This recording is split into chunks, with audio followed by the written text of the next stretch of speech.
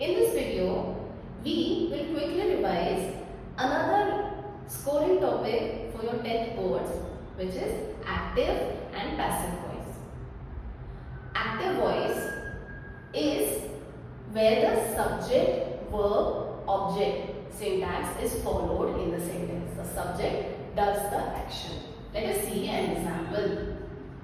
Riya writes a letter. Riya is the subject in this sentence and she is doing the action of writing. Letter is the object which is receiving the action. Let us try to understand what happens in passive voice.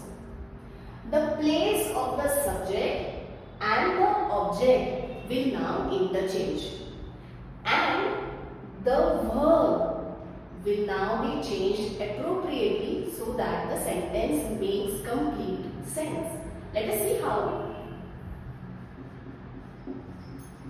A letter is written by Riya. Did you observe?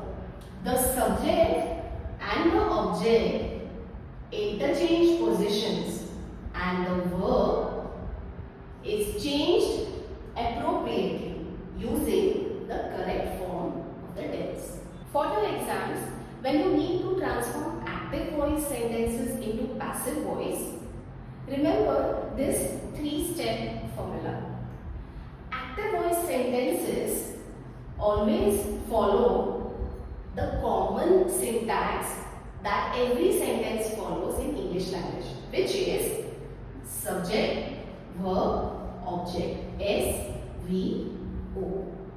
Now, when we change or transform the active sentence into a passive voice sentence, what do we need to do? Interchange the places of the object and the subject and change the main verb into past participle. Also remember to add the correct form of be.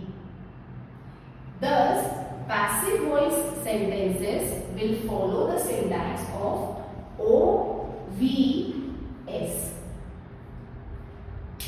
Always remember the 3-step key or tip to transform active voice sentences into passive voice.